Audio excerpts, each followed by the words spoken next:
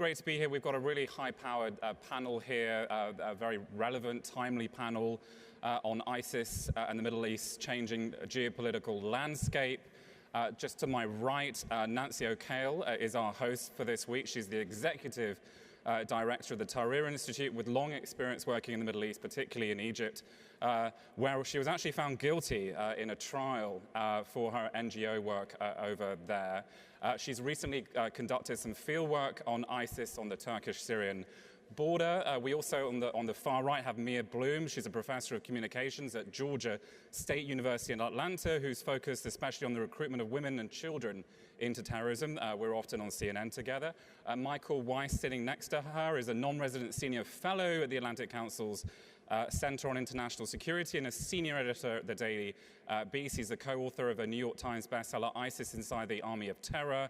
He often also sits with me on CNN. It's going to be a busy day today, I can tell you. The co-author on that book, Hassan Hassan, is also here. He's a resident fellow at the Tahrir Institute for Middle East Policy, and he's done some of the best research on ISIS, Al-Qaeda in the Middle East. This panel, very, very timely this morning. Over the weekend, we have had what appears to have been three terrorist incidents in the United States. Not clear who was responsible yet for that, but I think we're going to find out a lot more in the hours ahead. And when we think about ISIS, there's really good news and there's bad news. The good news is that ISIS has been pushed back in Syria, Iraq, and Libya, but the bad news is they've been ratcheting up their international terror attack planning, plotting, particularly against Europe. And the first question really is for Nancy, and it's to get your assessment of the progress in this war on ISIS. Are we winning, and what does winning even mean?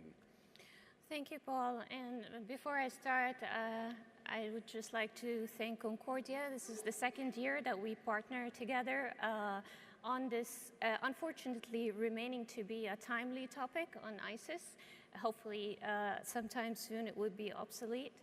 And it's great to share the panel with Mia, Mike, and Hassan, great experts that I learn a lot from working with them and discussing with them these issues. Let me just take a look at your question, and there are two ways to look at it. One way to think about from the military perspective, or look at the progress that has been made and what criteria can we see if we really are progressing or winning the war against ISIS. If we think about territory, they have been losing territory. In 2015, they lost about 14% of the land they had. This year, they lost 12%. Very recently, I mean, Turkey was able to sort of, as they say, cleanse it in Jarablus and Arai. And Erdogan today actually said they are moving forward to Al-Bab, which is going to be a huge deal. I mean, like, if they are able to move on to that direction. So in terms of territory, yes, that's progress. In terms of resources as well, I mean, Voice of America, I think, published something yesterday. It shows that they lost 30% of their finances, and that's because of their inability to have control over the oil refineries. They are becoming less able to pay the same rates to the recruits and their fighters. And again, this is, I mean, a good move, because some of the fighters, I mean, there are several, as you all know, there are several reasons why people join ISIS. The religious reason is just one aspect of it, but there's also the security and the finances, and they're losing in both. And lastly, in terms of the military aspect, I think the most important part is the issue of the attack on the leadership of ISIS. I mean, they lost 40, I think, of their top leadership. I mean, it started by Al-Ambari and Shishani, and then on the August 30th, I mean, Adnani, who is the spokesperson of ISIS, I mean, a huge figure and a leading figure. And then when they replaced him by Wa'il Fayyad, who was known as, Wa'il al-Rawi, who is basically responsible of the media propaganda, Al-Furqan, and then he was also killed. So apparently this is a huge blow to it, and I think Mike and Hassan can talk about the implication of this blow to the governance aspect. But let's stop here for a minute, because if we look at the war on ISIS on those three aspects, then we're looking at ISIS as a state, and we are acknowledging it and treating it as a state in the sense of international relation, a land that is governed by an authority and have resources, and they are having means of control over it. But if we treat it as a terror group, that's a different story, and the criteria of whether we're winning or not is different. And it becomes more of their ability to spread their ideology, to attract recruits, and have an ability to influence people. And the most important thing is inflicting harm. So something like that, what you've heard, claiming the attack in Minnesota most recently, and things like that, is an indication that the issue is not just the territorial part or the military part, but treating it not as a state. If we abandon the first three criteria and look at it as a terror group, then we should look at it differently, because there are unintended consequences of the kind of pressure that they are under right now. And this is the hard part that we should push ourselves to think about. For example, because of the pressure they are under now, they are resorting to recruiting children. And this is something that Mia studies very deeply, and she's going to talk about it. The other thing also, thinking about how they are becoming more brutal with the territories that were supportive of them. For example, most recently in the village of El Tabni, which is west of Deir ez-Zor, where Hassan is from, they slaughtered 20 men because they suspected their connections with Ahrar al-Sham, and even some of the coalition connections there. The tribal people in the village try to actually come back to it, even have a funeral for their relatives, and they had a sort of a mini uprising and revolted against ISIS. And this was it's an interesting moment there. It was a small scale, but interesting. But unfortunately, they were not able to continue because they didn't have the support. The third thing, and this is going to be my final word before we go into like the more in-depth thing, is that their ability to, again, recruit within the people. I mean, I was talking a couple of days ago with some of the rebels on the Turkish borders, and they were explaining, I mean, one of the ways of their recruits is the Sharia courses, and after the Sharia courses, they gather them and say who would want to join Daesh or ISIS, because ISIS, contrary to all other groups, I mean, they are always voluntary recruit, because it's an aspect of loyalty. There are no compulsory recruits. And the number of people who are willing to join are less and less because of all the different things. So that puts them at risk, and that pushes them to issues that Hassan and Mike and Mia would talk about, and I was like, how is that going to, the implication of this on the war? Okay, so we've got this idea there that they're having recruitment challenges inside Syria and Iraq. Mia's done some of the best research on the intersection between youth, child soldiers, and ISIS. You wrote in the journal I edit, CTC Sentinel, that they're mobilizing youth at an unprecedented and accelerating rate. Why are they doing that? Is it because they're running out of male recruits, or are they trying to blood a new generation, or is it a combination? It's a combination. One of the things that we discovered, and I wrote the piece with Dr. John Horgan, who's my co-author on the book as well, is that unlike the child soldiers in Africa, where you had dedicated units in Mozambique and Liberia and DRC, what ISIS is doing is that they're using this thing called Ingamasi. So it's a mixture of adults with children. Now, these children disproportionately are Syrian and Iraqi children. The children you see in the videos, however, are overwhelmingly the foreign children. And so it gives you the impression, and they released a video called 100%, which if you say it quickly in French, it sounds like 100%, but it's actually blood for blood, back in May. And these are diverse, attractive, children all wearing uniforms. They're fully equipped. These were the same kids that on August 26th were shown in a video executing 5 Kurdish men, shooting them in the head. So they have what I would call maybe pageant children, and these are the ones that they are training for the next generation. They've taken over the schools, they've emptied the orphanages, but they also are mixing children into units. Interestingly enough, although Al-Qaeda in Iraq, which as Michael and Hassan's book is the precursor to ISIS, make it very clear, it's an excellent book, Al-Qaeda in Iraq used women suicide bombers, and ISIS has been very reticent about using women in that way. The way ISIS uses women is to have babies, so they are trying to groom the next generation, but also they're using them as a form of commodity to reward the male foreign fighters. So, you know, we're seeing a lot of things that are similar to previous terrorist groups and insurgency groups. We're also seeing some unique elements as well. Great. Hassan, I mean, there's a theme here this morning of ISIS under pressure, the ground campaign against it, also the air campaign from the international coalition. To what degree is that putting pressure on their ability to govern? How sustainable is their so-called caliphate? Thank you. It's a good question. You know, because I come from that area, I want to highlight some of the kind of the ground truth related to that. So basically, I think generally in ISIS areas, there's a normal life to a certain degree. Normal in the sense that it's quiet, people go to the market, come back. There is a monopoly over violence. ISIS is the only side that does the violence, does the shooting, and so on and so forth. That is in contrast to, remember 2 years ago, people when they want to go to the market, they have to either have a gun on their hands or risk being killed when they engage in a fight and so on and so forth.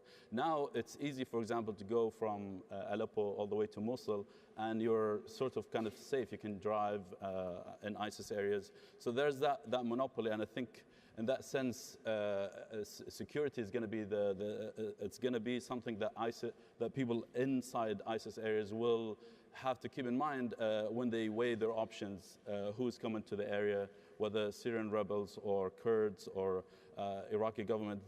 There's that.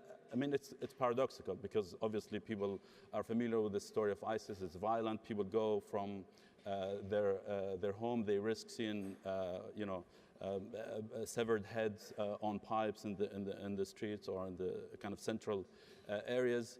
But we should not really undermine the importance of security that ISIS provided since it took over the areas from Fallujah to Mosul all the way to Aleppo. And I think that semblance of governance, of order in these areas is going to be very important. It's going to be something that people will try to, you know, kind of consider when they other people are trying to provoke them to rebel against ISIS and so on and so forth. In terms of governance and ability, ISIS' ability to govern, ISIS, we have to remember that it still controls 50% of the areas it controlled in 2014 in Iraq and Syria.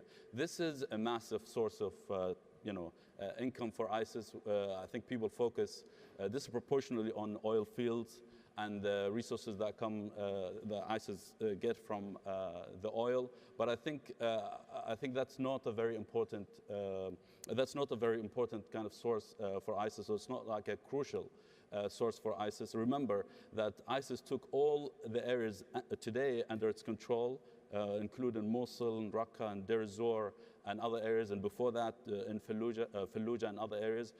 Took most of these areas, and today I would say all of the areas that ISIS controls today before it controlled any oil field. So it's important to have that in mind as well, of the ability of ISIS to take areas without really control on the resources that we imagined that would be critical to kind of the demise of ISIS or the rise of ISIS. And I think what ISIS is trying to do today is focus on the taxation of people, trying to get as much money as possible from people, but also from weapons and the way they seize weapons and they do these hit and they go on an offensive, they take weapons, and they go back. Also remember, I'm going to end there, remember that ISIS operations today are cheaper than before, because they no longer operate as a conventional army. They no longer sweep into areas or roll into areas with large convoys. Today they move with small, highly mobile units, sometimes 3 people, 3 to 9 people. They rely so heavily today on snipers, on suicide attackers to go and infiltrate enemy lines. So this is a resilient organization. It's going to stick around for some time. It's also a very, very well-resourced organization, the richest terrorist group in history. And Michael, that kind of brings up the point about their international attack planning. We all know that they've been ratcheting that up, particularly against Europe. But have we really seen the full extent of what they could be capable of yet, given that the Paris attacks, according to some estimates, cost just perhaps $10,000? Are they moving perhaps through the gears now? Could they be capable of significantly worse and more complex attacks? I think they're definitely capable of it, and I think it was a sort of a mistaken assumption on the part of those trying to consider this to be a pivot or an adjustment of ISIS's strategy. You'll recall, Al-Qaeda in Iraq always wanted to export jihad. Abu Musab al-Zarqawi waged, there was an abortive chemical weapons attack in Amman in 2005, a very successful hotel bombing spree, which the Jordanians to this day consider their 9/11. Now you might say, well, that's still within the region of the Levant, so it doesn't count. But the goal was always to bring it to Europe and to North America if they have their druthers. What I'm seeing now, and it's interesting listening to Mias talk about the kind of United Colors of Benetton advertising that they do, making this seem more internationalist and more Europeanized than it perhaps is. There is internally a Europeanization process taking place. Nancy mentioned al-Shashani. This was essentially a battlefield commander, the emir of Aleppo, and one of the first non-Arabs to be appointed to such a high position within the organization, if you take it from its origins 13 years ago as AQI. He was a Georgian national, an ethnic Chechen, actually fought in the Georgian army against Russia in 2008, was himself trained by the US Army as part of the Georgian Special Forces. I'm seeing from my own reporting and sources from within ISIS and recently defected from ISIS, the head of their Amn al-Karji. They have 4 intelligence branches, modeled very much on like the regional Mukhabarat or indeed Western security services. The Amn al-Karji would be their CIA, in charge of all foreign operations, including the Paris and Brussels attacks. This guy, his nom de guerre, his kunya is Abu Suleiman al-Faransi. Al-Faransi means the Frenchman. Why? Because he was born in Toulouse. He is Moroccan or Tunisian by ancestry, but he came over to Syria around 2013 with his French-born wife and their 2 French-born children. And he, according to sources that I have inside the organization, played a direct role in conceptualizing the Paris attacks. And his reward for the spectacular success of that operation was to be appointed the head of the Amn al-Karji. His predecessor was a Tunisian. So that, to me, represents a kind of sea change in the thinking of ISIS. They're now leaning increasingly on native-born Westerners, Europeans, who know the terrain, know, as one ISIS defector put it about al-Faransi, know what the strengths and also the vulnerabilities of Western societies are. So when it comes to scouting soft targets, cafes, boulevards, you name it, I mean, Bataclan-type theaters, these are the guys who are going to be at the vanguard. And it's interesting, I mean, if you want a sort of Cold War analogy, this is what I consider to be the establishment of an ISIS Comintern or a Jihadi International. They are looking to export this through their Wilayat program, the establishment of colonial outposts in West Africa, in the Sinai Peninsula, in Afghanistan. You mentioned Egypt, Nancy, and Yemen. Now, these are places where ISIS HQ may not have command and control yet, but increasingly you're going to see them. I mean, right now in northern Syria, what's taking place is Turkish-backed rebels and coalition-backed Kurds are steadily pushing ISIS out of it's called the Manbij pocket in Aleppo. So they've lost Manbij, they've lost Jarablus, and the last remaining city that they have to lose is Al-Bab. Al-Bab is the headquarters of the Amn al-Karji. So that's where their Langley is. If they lose Al-Bab, I'd be very curious to see what the transformation is going to look like. If they're smart, and I suspect that they are, and they've been planning for the loss of Al-Bab, because they plan for the loss of even more territory. And they've been doing that actually even before the establishment of the caliphate, because they think in the long term. If they lose Al-Bab, they will have taken out many of their foreign operatives and their foreign operation planners and relocated them elsewhere. no doubt within Syria and Iraq, maybe to Mosul, maybe to Deir ez-Zor, where they still have a very entrenched presence, or maybe back to Raqqa. Al-Faransi apparently has fled Syria, and it is rumored, it has been reported, although not really substantiated, that he was captured by the Turkish military, and to take it one step further, may have even been turned over to French intelligence. Now, if they have him, chances are they have a very good handle on forthcoming planned long-term operations. That's not to say, though, that the continent is safe. I mean, Paul, you've done remarkable work reporting on Belgium. The old line after 9/11, I think it was Mayor Bloomberg, said that if you pick up a jihadi anywhere in the world, chances are he's got a map of Manhattan in his pocket. Today, he's got a map of Paris. And we saw this a few weeks ago, right, with the Notre Dame thankfully interrupted or unsuccessful possible attack. Let's talk a very quick follow here on the threat to the United States from ISIS, and perhaps just explain what the threat is very, very quickly from ISIS to the homeland. We're talking here about an ISIS-directed plot. What kind of capability do they have in your assessment? The threat I've seen, and if you look at the FBI complaints and the people who've been rounded up in the last 2 years, it's mostly ISIS-inspired, people who have been ideologized remotely through the internet or social media, rather than ISIS-directed. I mean, we have a rather large expanse of geography separating the caliphate from North America. You can literally drive from Raqqa to Paris, right? I mean, it's a long journey, but you can do it. You can't do that here, and it means usually boarding a plane or a boat. So I'm not worried in particular about people coming back from Syria and Iraq here, but what I am worried about is they still have a very powerful, I hate the word narrative, especially because the US government uses it ad nauseum and it's become such a cliche, but they do. They sell themselves, not just in Islamic terms, not just in world historical, sort of the restoration of Sunni power and prestige. In ultra-violent, you don't even have to be Muslim to be drawn to this kind of thing. We've seen random lunatics and psychopaths with, petty gangsterism records, or they've been incarcerated for, violent crime in the past, being drawn to ISIS simply because there's a coolness factor to this. They're dressed in black. They take out on their enemies. They have the sanguinary, capacity that we wish we could have here. That is the danger. And what worries me is what I've termed the invisible soldiers of Abu Bakr al-Baghdadi, people that aren't even known to ISIS, who want to pledge allegiance to ISIS and are already planning operations in the West in the name of the caliphate. And just over the weekend, we saw an attack in Minnesota, ISIS claiming that they inspired this individual, that he was answering their call. That's not yet fully been confirmed. We'll have to see whether that was the case. But this is General Assembly Week here at the UN. Nancy, what does the international community need to do, which it isn't already doing, to defeat ISIS and to sustain the defeat of ISIS? Well, I think it's important to go back to the 5 dimensions of the coalition, the anti-ISIS coalition. And I think on 3 fronts, maybe the approach is progressing. We're talking, the 5 dimensions mainly are the military operations. Second is stopping the finances, cutting the lifeline to, their finances. Second, stopping the foreign fighters from joining ISIS, just crippling their ability, like human resources. And fourth is the messaging, their ability to, launch their propaganda and attract more people through their messaging. And fifth, and the most important part, is what is called stabilization and reconstruction, which is basically talks about, if we always say, like, ISIS is a symptom. There are root causes for it.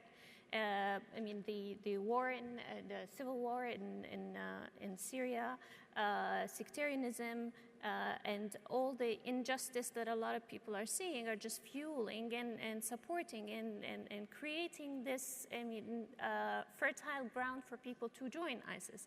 So I think the most important thing is to think about, how to invest.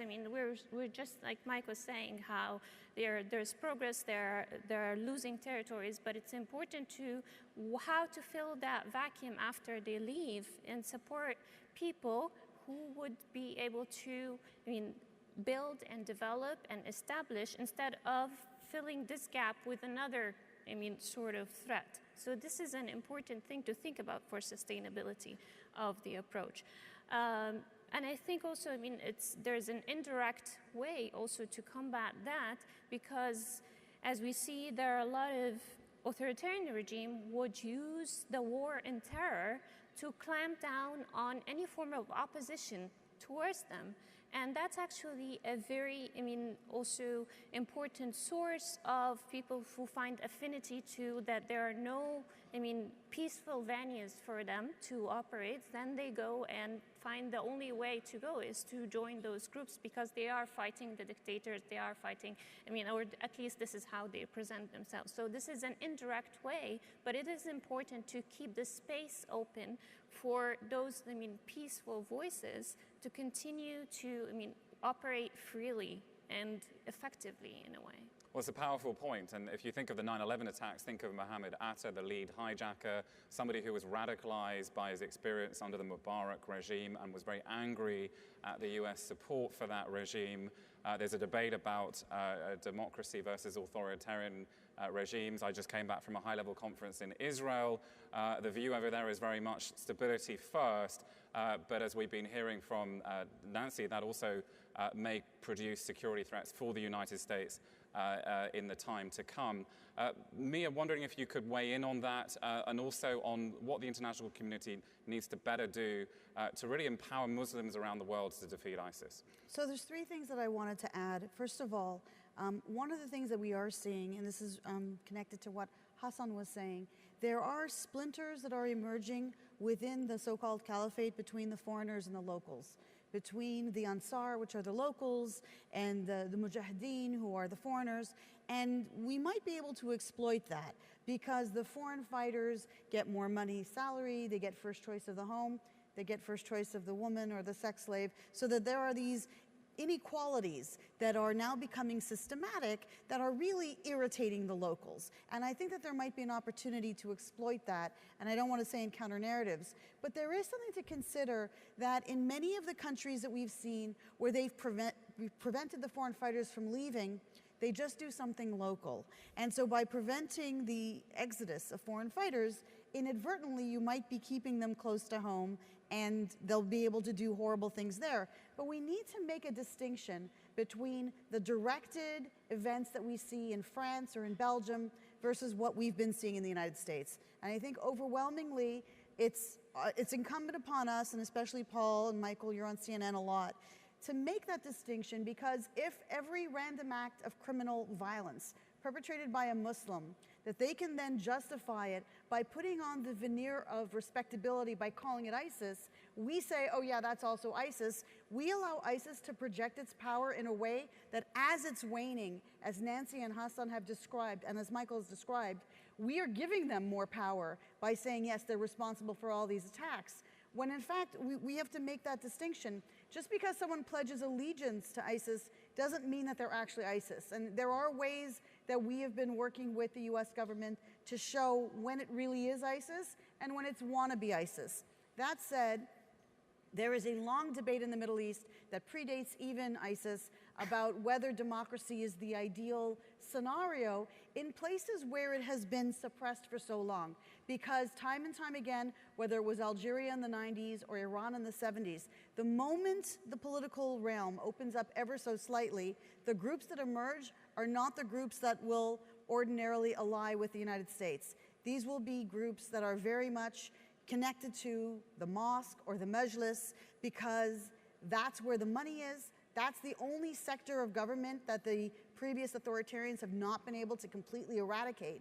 And so Islamic fundamentalism tends to be the organizations or the parties that get elected. And we have to be very careful that we don't see religiosity and Islamic parties as being the same thing as terrorism.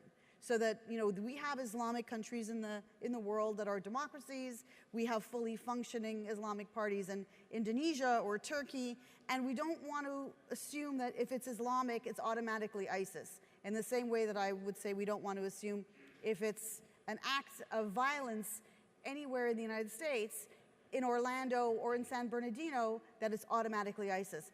ISIS claims very selectively, but they love the idea of being able to portray itself as being powerful, even though it's become far less powerful at home. Thank you very much. Hassan, it's crunch time in Syria and Iraq. There's a lot of speculation that there's going to be an attempt to take back Mosul in the coming weeks, months, also Raqqa.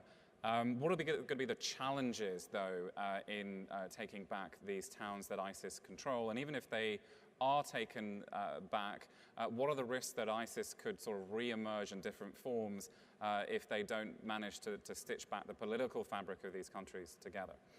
Sure. I think the campaign against ISIS obviously has reached a very critical point. So if you look at the map in Iraq and Syria, so 50% of the areas under ISIS are now shrunk into a region from Mosul to Al-Bukamal or Deir ez-Zor, all the way to Raqqa.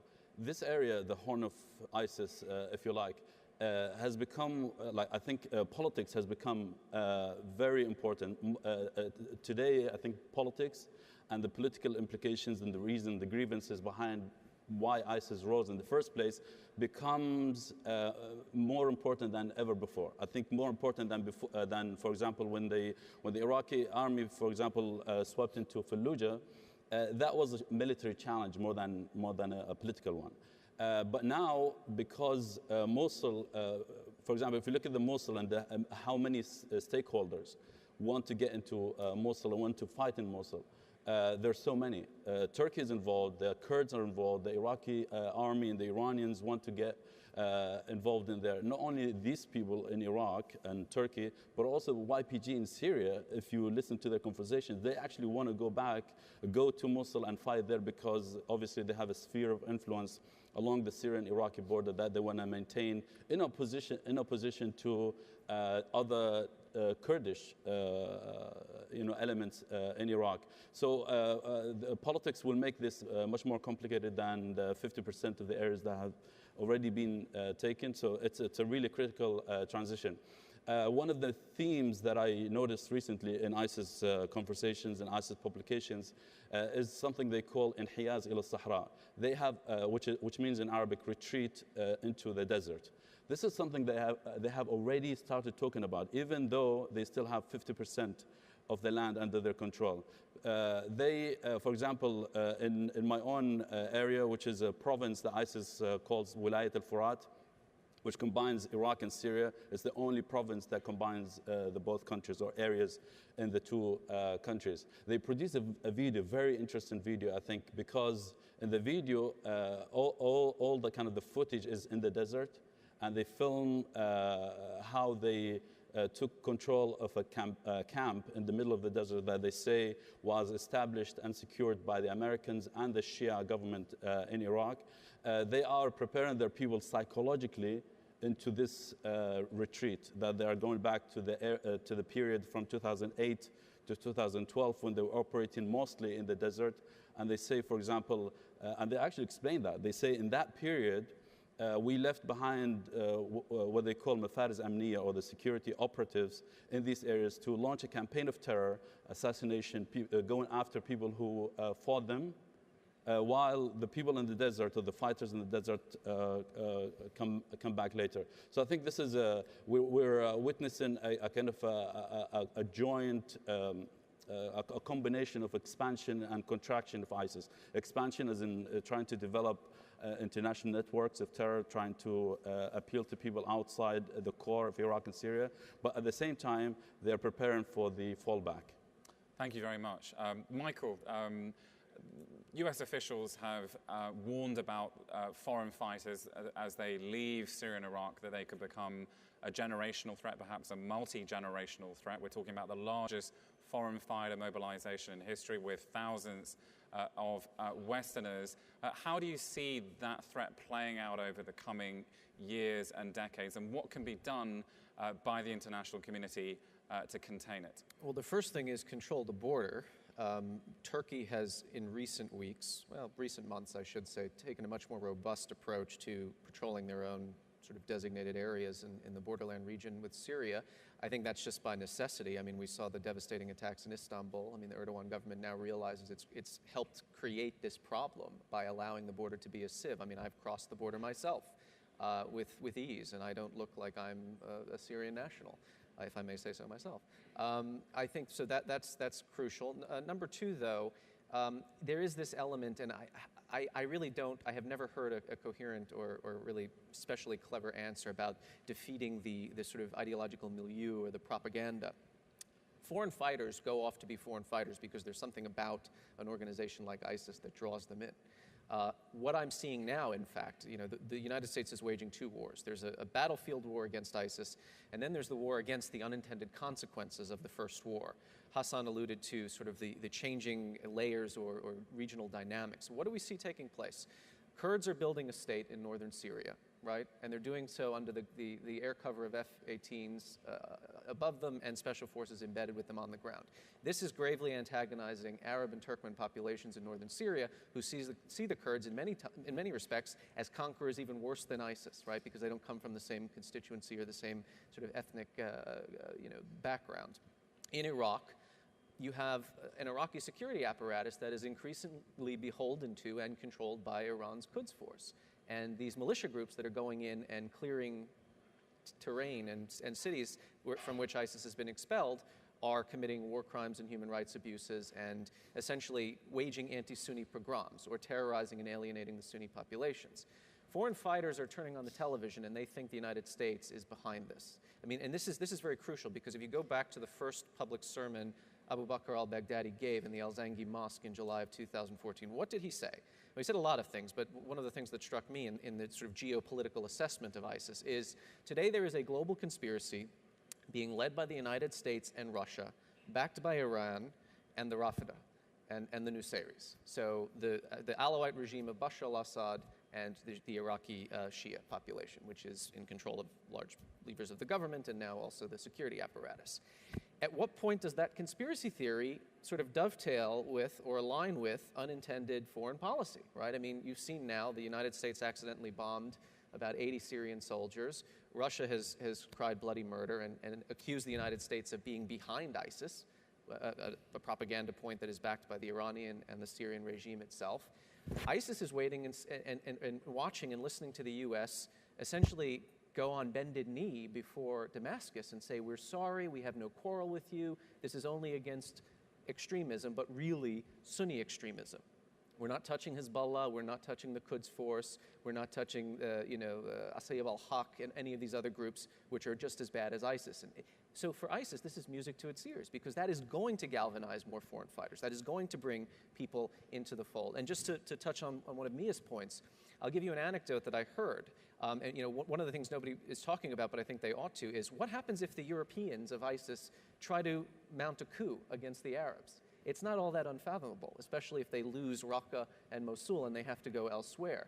The Chechen, or the post-Soviet contingent within ISIS, is seen as terrifying to the ISIS leadership. The Chechens came back to Raqqa at one point. They were recalled from Aleppo, and the emir of Raqqa was so worried that these guys were going to open fire on the Raqqa administration that he put snipers on the rooftops and pointed their guns. I mean, these are seen as the most badass of the militancy. That's why Shoshani was essentially named a field commander. It started as foreign fighter-led. Zarqawi was Jordanian. He brought with him a lot of Jordanians. He trained in the Herat training camp in Afghanistan. Egyptians, Algerians, Saudis, whatever, Libyans. Then it became a fake Iraqized insurgency where he tried to essentially conduct a PR campaign that made it seem domestic rather than international because Iraqis were bridling at what they considered to be another form of foreign occupation. Now it's becoming Europeanized. What happens if the Europeans take this over? And I don't mean that they control or govern the terrain in the Middle East, but they are essentially running the show in terms of all foreign operations abroad, which is what everyone in this auditorium is most concerned about. Well, a lot to ponder. Please join me in thanking our panel for their many insights, lots of fascinating things to think about. Thank you very much, guys.